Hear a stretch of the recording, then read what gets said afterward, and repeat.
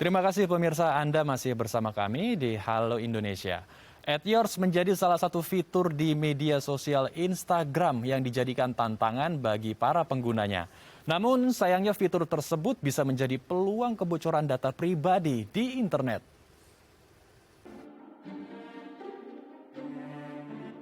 Fitur stiker @yours di Instagram Stories beberapa hari ini tengah ramai diperbincangkan di media sosial.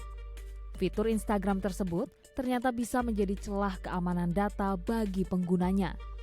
Kementerian Komunikasi dan Informatika atau Kominfo telah mengingatkan potensi bahaya dari fitur @yours ini. Misalnya, modus kejahatan cyber dengan teknik social engineering.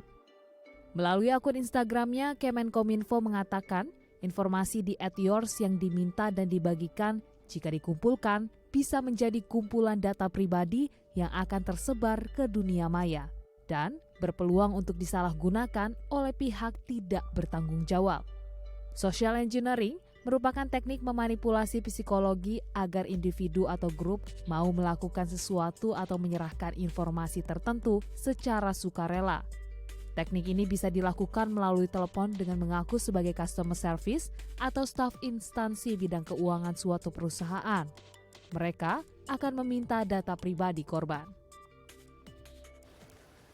Ya, untuk membahas fenomena penggunaan tren media sosial yang memberikan dampak buruk terhadap kebocoran data pribadi. Kita langsung saja membahasnya bersama Dr. Firman Kurniawan, selaku pemerhati budaya dan komunikasi digital UI. Selamat pagi Pak Firman, apa kabar Pak? Selamat pagi Mas Andrew, kabar baik? Baik. Alhamdulillah sehat. Baik, kita langsung saja berdiskusi mengenai fenomena @yours yang ada di media sosial. Ini ramai sekali diperbincangkan warganet, Pak, karena banyak masyarakat yang mempublis foto-foto dengan keterangan tertentu, misalkan tanggal lahir, warna kesukaan, nama orang tua, dan lain sebagainya. Bagaimana kalau Pak Firman melihat kemajuan dari teknologi seperti @yours ini dalam sistem media sosial? Ya, jadi salah satu mantra yang sangat manjur dari media sosial itu adalah menciptakan gelombang perilaku yang mirip satu sama lain orang. Jadi dengan kita menggunakan media sosial, kita melihat apa yang orang lain lakukan, apa yang orang lain kerjakan, kemudian kita akan mengikutinya. Jadi ada emosi yang disebut sebagai me too. Saya juga bisa, saya juga mampu melakukan itu. Nah, sehingga ketika ada sesuatu yang sifatnya tren, sesuatu yang sifatnya sedang menjadi perbincangan publik, maka orang yang menggunakan media sosial itu akan terpengaruh untuk melakukan hal yang sama. Nah, ini yang terjadi di media sosial. Baik, jadi ini karena banyaknya masyarakat yang ingin cepat eksis juga ya, tidak mau kalah dengan orang lain, sehingga mereka juga dengan mudah memberikan data-data pribadinya di media sosial. Betul ya Pak? Ya, itu adalah dampak yang tidak sengaja ikut. Jadi dengan kita mengikuti tren atau melakukan apa yang orang lain lakukan, sehingga terjadi jangan sampai kehabisan konten, jangan sampai kita mati gaya, nggak tahu apa yang harus diposting, sehingga ketika ada pertanyaan atau pancingan yang secara tidak disadari meminta data pribadi, akhirnya dianggap itu bagian dari tren, dianggap bagian dari permainan, keisengan, dan ternyata dampaknya sangat luas seperti itu, Mas. Nah, kita bergeser sedikit berbicara mengenai dampaknya, karena belakangan ada juga pengguna media sosial yang dirugikan menjadi korban penipuan melalui media sosial. Lalu sebenarnya seperti apa Pak sistem dari para hacker atau oknum-oknum yang tidak bertanggung jawab dalam mengidentifikasi target kemudian melakukan tindak kejahatan tersebut? Ya, bisa kita lihat bahwa hacker perilaku secara umum, mereka yang ingin mengumpulkan data, maka dengan melakukan challenge atau melakukan suatu aktivitas yang diminati publik, itu menyebarkan aktivitasnya, melakukan aktivitasnya, sebagai gantinya mereka akan memanen data.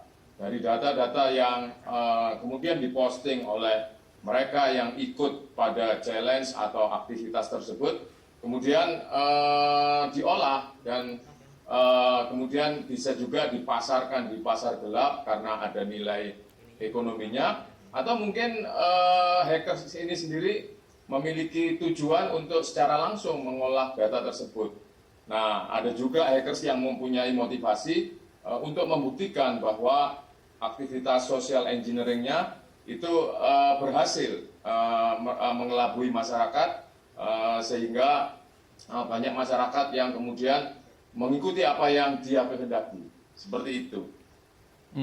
Baik. Nah, saya tadi ingin mengutip beberapa pernyataan Pak Firman. Tadi ada pengguna media sosial yang mengikuti keinginan dari orang-orang yang memegang peranan di dalam media sosial.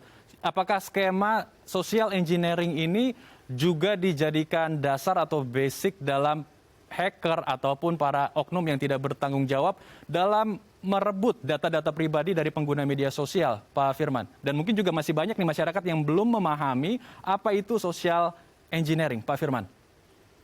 Ya, tadi sempat disebutkan di feature social engineering adalah sebuah konsep di dalam ilmu psikologi, dan sebetulnya itu juga banyak digunakan di komunikasi dasar.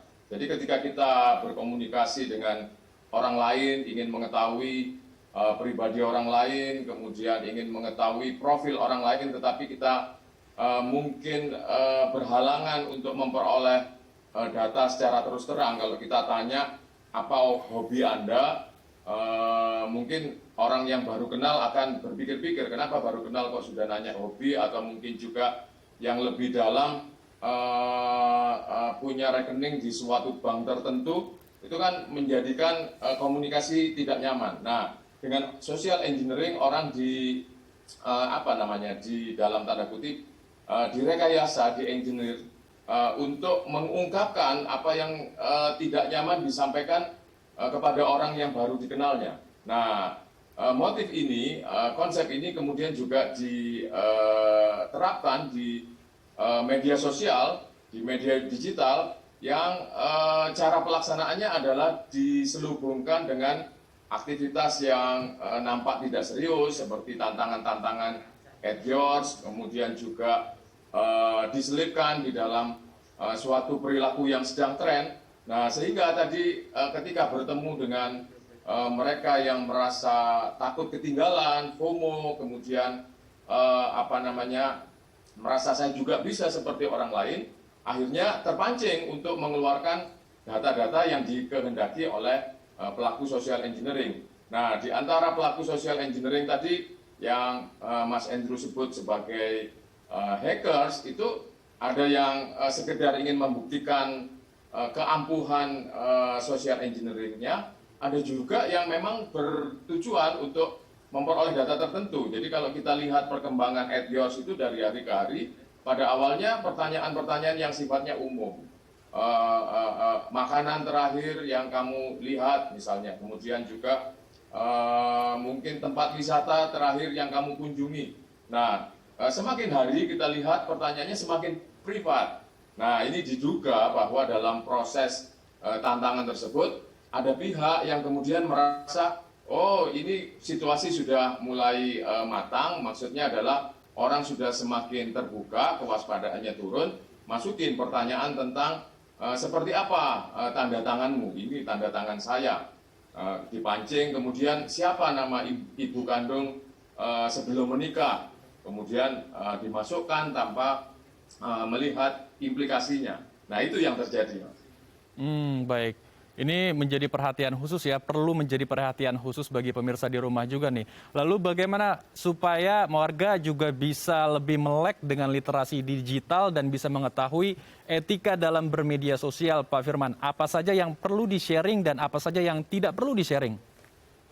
Ya, persoalan literasi digital yang dikaitkan dengan distribusi data pribadi ini ada dua hal yang saya lihat. Yang pertama, masyarakat luas banyak yang belum menyadari tentang nilai dari data pribadinya, baik nilai ekonomis bagi orang lain maupun nilai keamanan bagi diri sendiri.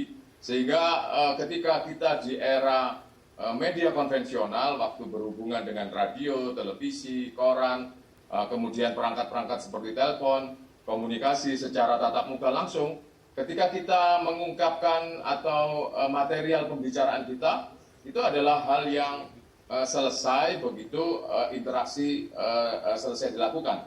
Misalnya ketika kita selesai bertelepon, maka apa yang kita pertukarkan dengan lawan bicara kita, itu akan selesai. Nah, tetapi ketika di media digital yang kita gunakan, semua aktivitas itu akan meninggalkan jejak digital yang tidak bisa dihapus. Paling tidak dalam waktu yang cepat bisa diunduh oleh pihak tertentu, yang kemudian data-data tersebut bisa diolah, dikumpulkan dengan data yang lain, dikombinasikan dengan data yang lain untuk suatu tujuan tertentu.